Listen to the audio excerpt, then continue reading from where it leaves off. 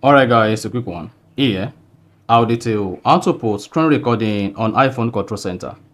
So if at the end of this you found this offer informative, please don't forget to like and then subscribe. Now the first thing to do is go ahead and scroll down the control center. If the screen recording is missing, press and hold the control center. Then click on add the control, search for screen recording. Then you should have it under display and brightness. Now go ahead and click on that. Once selected, you should see the screen recording added to the control center. Now I'm going to adjust it to make the name visible so you can easily identify it. Afterward, go ahead and click outside. And then you should see the screen recording added to the control center. Now to use it, press and hold it. Turn on microphone. If the microphone is grayed out, turn it on. Then go ahead and click on start recording and then you're good. So that is basically how to put screen recording on iPhone control center. So if you found this offer informative, please don't forget to like and then subscribe.